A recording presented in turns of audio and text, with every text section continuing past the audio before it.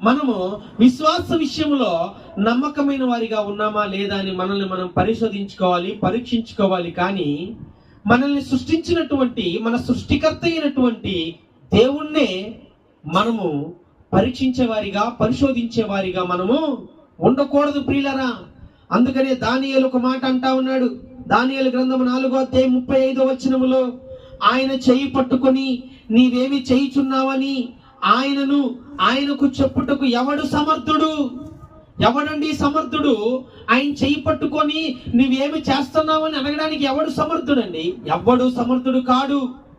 ఎందుకనంటే ఆయన మన సృష్టికర్త అయినటువంటి దేవుణ్ణి సృష్టము ఎప్పుడు కూడా పరిశోధించదు, పరీక్షించదు.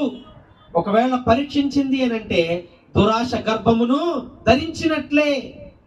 ఆ దురాశట ఏమవుతుందట? పాపమును కనుక పాపము పరిపక్వమై మరణాన్ని కంటా ఉన్నది. ఈరోజు సృష్టికర్త అయినటువంటి దేవుణ్ణి నీవు పరిశోధించే స్థితిలో ఉన్నట్లయితే నా ప్రియ సహోదరి సహోదరుడా, అది నిన్ను ఎక్కడికి తీసుకుని వెళ్తా ఉంది అనంటే మరణానికి తీసుకెళ్తా ఉన్నది. కాబట్టి గమనించండి, మొదటిగా మనము దేవుణ్ణి సేవించే విషయంలో నమ్మకమైన వారిగా ఉండాలి. అప్పుడు దేవుడు నిండుగా మెండుగా ఆయన దీవెనలు కురిపిస్తా ఉంటాడు. దేవుణ్ణి సేవించటం అనంటే మనము వ్యక్తిగతముగా దేవుడికి భక్తిని కనపరుచుకోవడమే కాదు గాని ప్రియులరా, మన ముందు తరాలకు దేవుణ్ణి గూర్చి ఆయన చేసినటువంటి మేలులను గూర్చి నేర్పించే వారిగా మనం ఉండాలి.